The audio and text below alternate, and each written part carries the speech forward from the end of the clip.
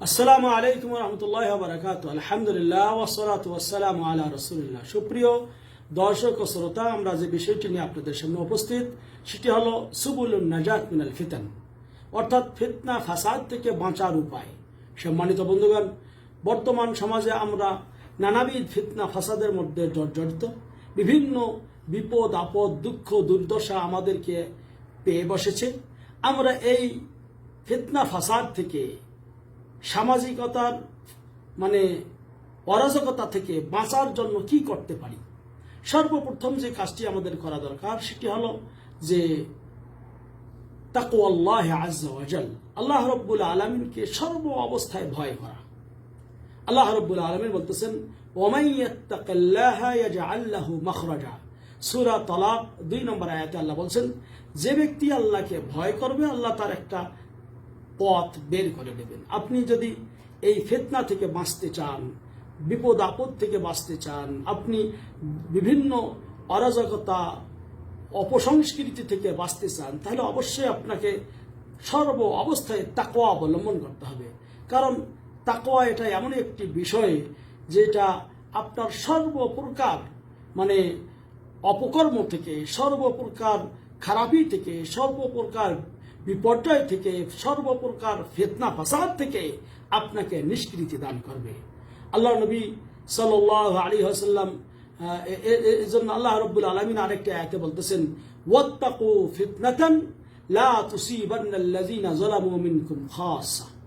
বিশেষ করে তোমরা ওই সব ফিতনা থেকে বাঁচো যেইগুলি তোমাদের মধ্যে, বিশেষ করে যারা বিভিন্ন জুলুম কর্মের সঙ্গে যুক্ত, তাদের এই ফিতনা ফাসাদগুলি তোমাদের মধ্যে বিশেষ কিছু লোক যারা করে, এইগুলি যেন তোমাদেরকে পেয়ে না বসে, এগুলো থেকে তোমরা সাবধান থাকো, বেঁচে থাকো।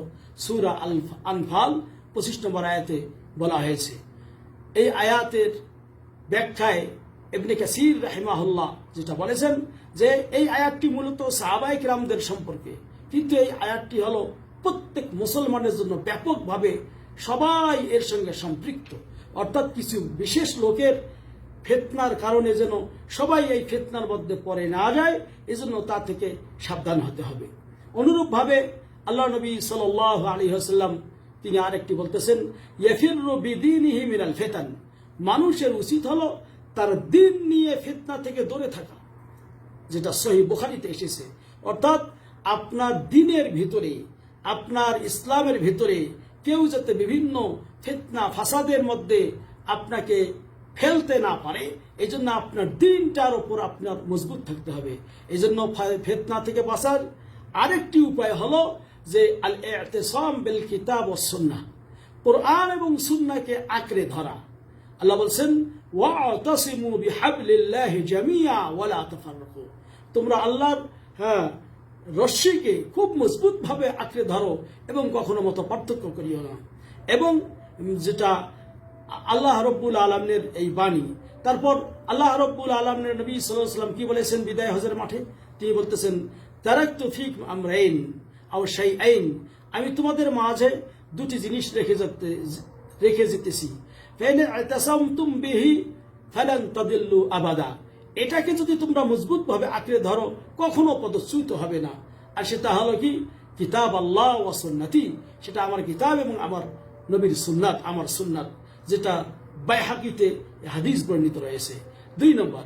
3 নম্বর যেটা, সেটি হলো যে আপনাকে মুসলমানদের জামাতের সঙ্গে সম্পৃক্ত থাকতে হবে। মুসলমানদের জামাতকে ত্যাগ করা যাবে না। আল্লাহ নবী সাল্লাল্লাহু আলাইহি ওয়াসাল্লাম এজন্য বলতেছেন যে আল্লাহ রাব্বুল আলামিন তোমাদের জন্য 3টি কাজকে পছন্দ করেন আর 3টি কাজকে অপছন্দ করেন। 3টি কাজ পছন্দ করেন কি? ইন্নাল্লাহ ফায়ারদা লাকুম আন তা'বুদু ওয়া লা তুশরিকু বিহি শাইআ। আল্লাহ পছন্দ করেন তোমরা আল্লাহর ইবাদত করবে, তার সঙ্গে শরীক করবে না। এবং ওয়া আন তা'তাসিমু বিহাবলিল্লাহি জামিয়া, আল্লাহর রজ্জুকে মজবুতভাবে আঁকড়ে ধরবে। ওয়ালা তাফাররাকু, এবং মতপার্থক্য করবে না। ওয়ায়ুকরাহু লাকুম কিল ওয়াল কাল, আল্লাহ রাব্বুল আলামিন তোমাদের বিভিন্ন কথাবার্তা এইগুলিকে অপছন্দ করেন। তারপর ইজাআতুল মাল, মাল অপচয় করা অপছন্দ করেন। ওয়া কাসরাতুস সুয়াল, বিভিন্ন অহেতুক প্রশ্ন করা, এগুলিকে আল্লাহ নবী সাল্লাল্লাহু আলাইহি ওয়াসাল্লাম অপছন্দ করেন। তিনি বলেছেন, আল্লাহ রাব্বুল আলামিন অপছন্দ করেন।